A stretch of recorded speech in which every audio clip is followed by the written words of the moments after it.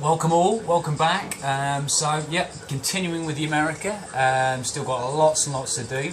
I'm going to start kind of reassembling some bits and bobs now. About a day after I'd finished doing the engine paint and all that malarkey, I put the covers on, so I'll show you that. I filmed that when I did it.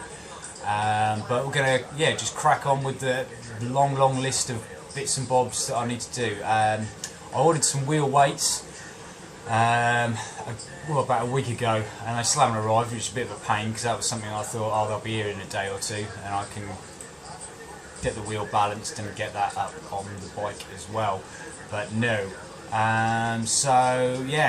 Let's just, in no particular order, crack on with the bits and bobs. Right then, so since last time we've got the old black engine covers back on. The paint, it's still only a day or two, so it's very much touch dry, but probably certainly not completely cured yet, so I'm kind of still quite gingerly putting it all together, but it's all looking pretty nice. I'm very happy with it. I haven't done this bit yet, and I might not actually. I might, once the black sprocket covers on there, I might just do something arty-farty on there. I don't know, might leave it grey and something black on top there. I think it, who knows, but yeah, I don't think I'm going to bother taking all of that off. Yeah, don't know, haven't decided yet. Anyway, on to more important things. Yeah, so this is all pretty much back together. Got fresh seals on the valve cover, so I think it's just 16 Newton meters on these, so not very tight, so they're the ones you want to lean on, do it nice and evenly and make sure it all is good. These ones are just 9, I think the alternator ones are 10, so 10ish, but they're all on. That's just looking much nicer, and yeah, you know, it's not a perfect match obviously, but I quite like the look of it though. It's quite nice. I gave the old inlets a bit of a Scotch brightening up and a clean, so they're all back on. Fresh air injection bolts, plugs back in, so we're all good. You know, it's starting to take a bit of shape. So the next thing I want to do is the front end. So the forks kind of dry, so I just slid the while the forks are out, obviously, slid the gaiters on, just leaving all that as is at the moment. These are just nipped up so they don't move. So what we want to do is set the steering head bearings. Now normally I would do it with the front wheel on. I honestly don't know how much of a difference that makes, but I'm doing it without because I haven't got the weights yet to balance the wheel, and I don't want to be putting everything on to take it all off, so I'm going to try and do them as is. Should be alright. So basically what we're doing is, because we've got new bearings in here, we want to preload the bearings, which means this nut here, the adjuster nut, gets tightened down to 40 Newton meters, and that kind of just tightens everything down to the correct, don't go over 40. Then back it off, and then you want to just tighten it down. You can do it by hand, just to the point where when you're moving the forks that way, grasp them both and give them a rock, you're not getting any clunking from this area here. You just tighten it to the point where that's eliminated. So at the very kind of loosest point, really, you know, if you loosened it any more, you'd start getting clunk. So you just want it just at the point where that free pay, that clunking, is eliminated, and you've got a nice smooth side to side motion.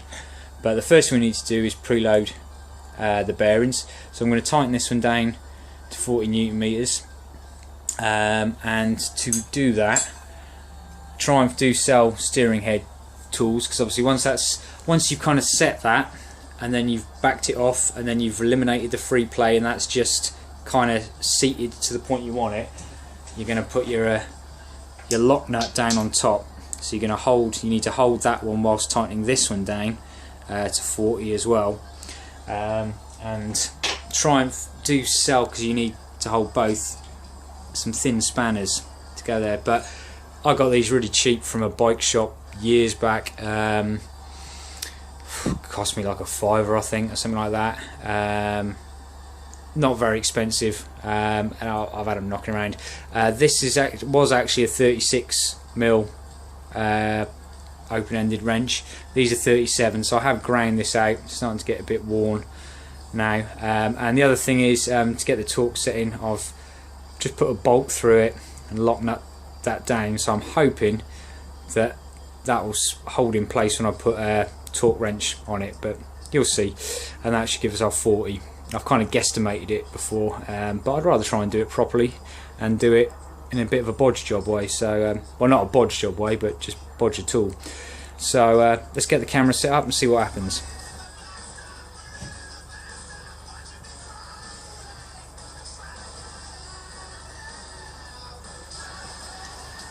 Still, the nut was still turning, so we've done a little bit of a beef up. Had a spanner that was exactly the right length, so hopefully that's going to hold it all together. So we'll go.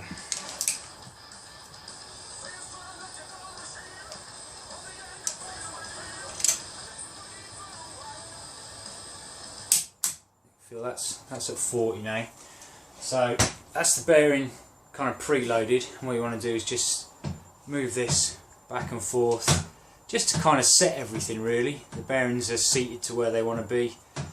They're moving quite nicely. Nice and smooth, no notchiness there. So now we're going to back this one off until we start feeling a bit of looseness here. Well, that at 40, so we're pretty tight on there. So we're just going to slacken it off.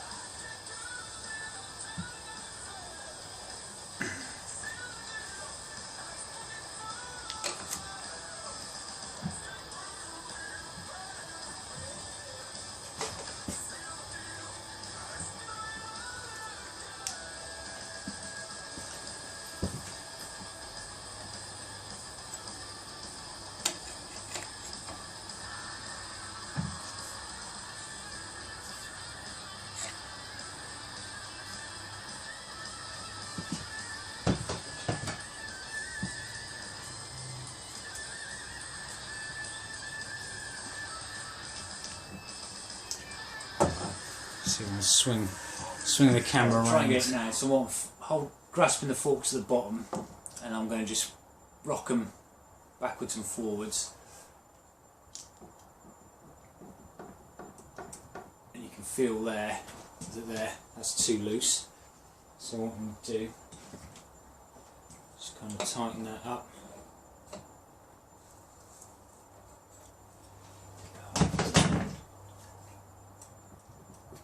Still loose. I'm just tightening this up. There we go. Right, let's back that off a bit more. Okay, tiny bit of free play still there. Okay, so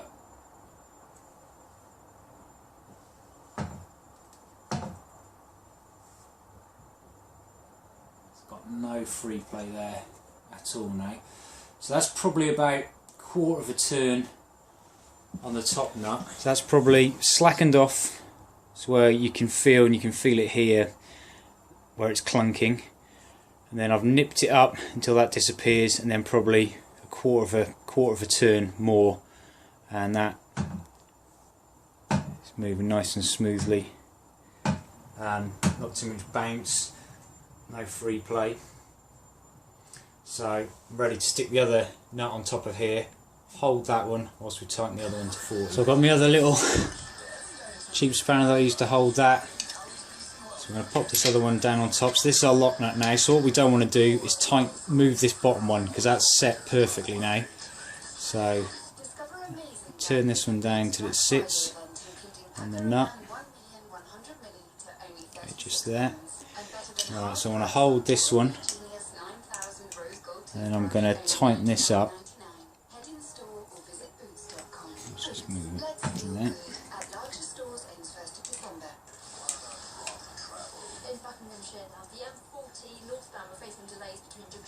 Oops.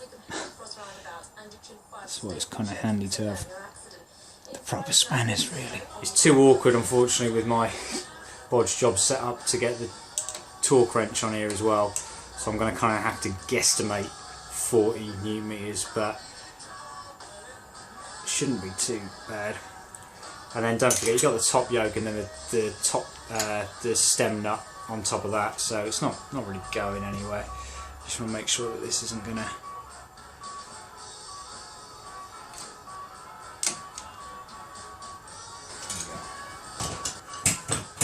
So I'm pretty confident that's about 40. Just double check your movement. Very nice and smooth. No movement at the bottom there. Job's good. Let's get the top yoke on. Right, so I'm just moving the forks up so I've got something to slide the top yoke over. Just makes lining everything up a bit easier. I'm not entirely sure how much of this I want poking through the top yoke yet. Some of it's kind of partly to do with stance, handling obviously, but then it is not probably quite as critical as a sports bike.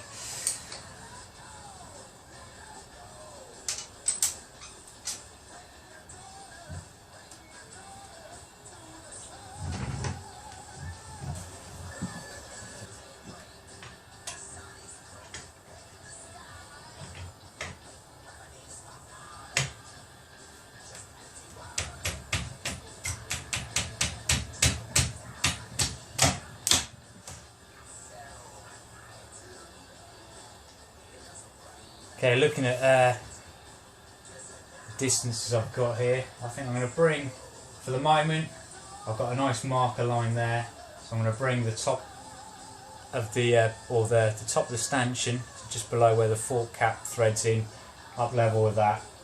A little bit crazy, a little bit, well, not too extreme. We'll see how much distance we've got through in a second. As soon as I find out, I'll just put my other Allen key.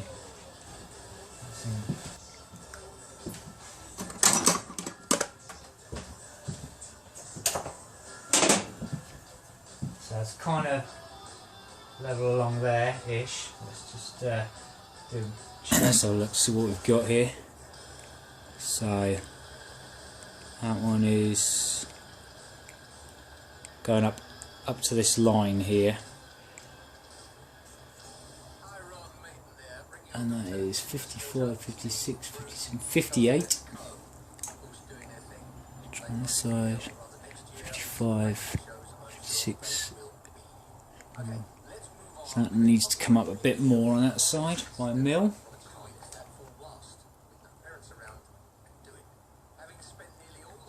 58. Bang on that one. 58. There we go. So yeah, so I'm going to talk, I mean this could be subject to change, doesn't really bother me that, looks like I said a bit ghetto, that's the way I roll, man. So all I want to do now is tighten up these bolts. I can't remember if I've tightened them, so double check I've tightened the riser bolts, get those tightened down evenly, tighten up the fork pinch bolts to the correct torque setting, and get the top nut on, get that torqued up. So we're pretty much kind of got this area set. Okay, can resist. Thought I'd throw on the old carbs and the pod filters.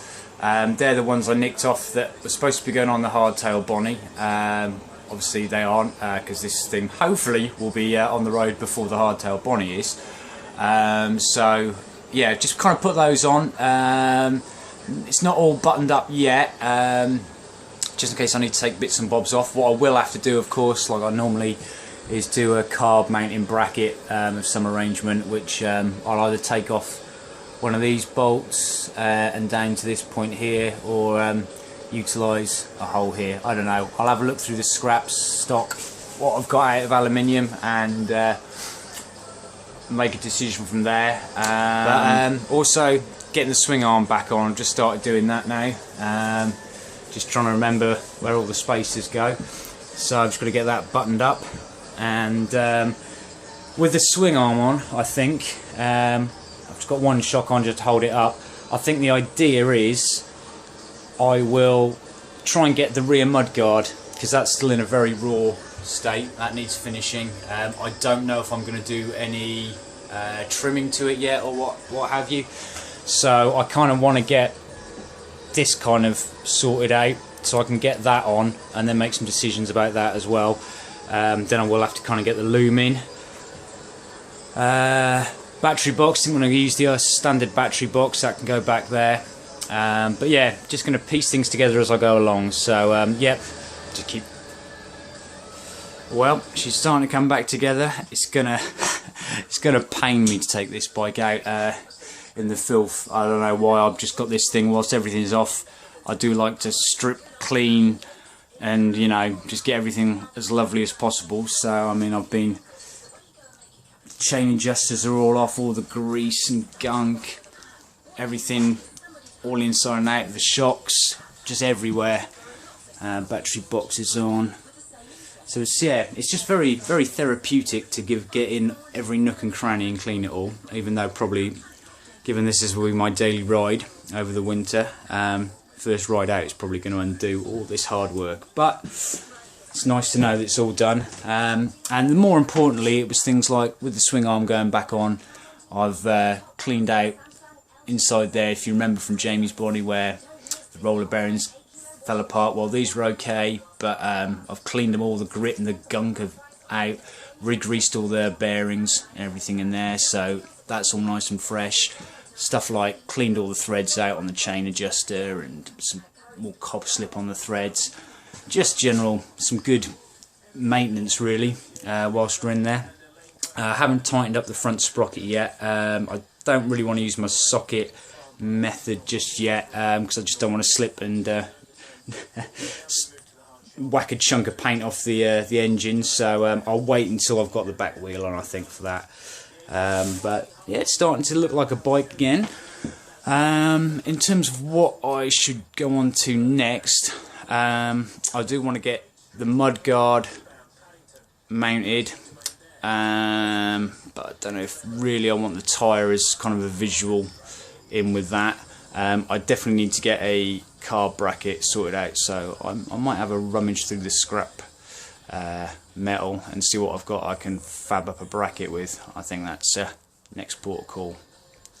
So a little rummage around, and actually I found these which are off like one of the stands I've got, and I've taken the front section off, so basically these are redundant at the moment, and I was going to use them because I'm going to have to make up some sort of bracket for the exhausts, I think, so I've just kind of kept them, but I think that lends itself quite nicely to what I want. I mean, it's possibly a little bit heavier duty than I wanted, but hey ho, you know, it's got the holes drilled in it, quite like that.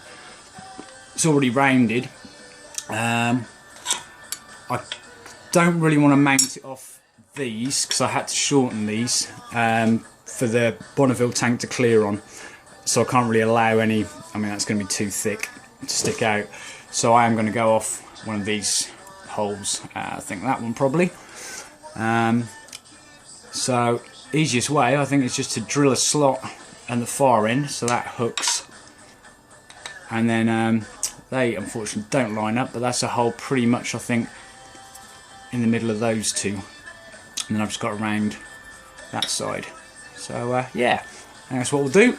So the first cut should be pretty good. Let's offer that up to the carb, see if it's looking how we should do.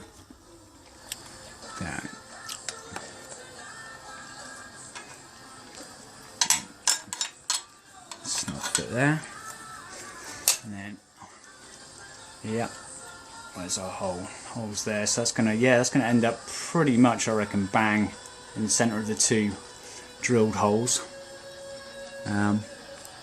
But yeah, I am more than happy with that. So I've just got to drill a hole and cut it down and make nice the end there. I'll probably just try and curve round here, I think. Yeah, slowly getting there. Just needs a bit of like finer finishing on the surface and just around the edges, but by and large that's it. And then get it on mark out where the hole needs to be there, and drill that. But lovely, nice and easy as well. There we go, bracket all drilled out and done. So still got a little bit of finessing and just a little bit of sanding just to clean it all up really nicely. But I'm yeah, I'm happy with that. That's done. Well, I'm afraid that winds up the video for this week. I've run out of time, so going to cobble this together, get it uploaded tonight. So yeah, to the next vid, I think I'll probably try and crack on with the rear mudguard. So thanks for watching, take it easy, see you next time.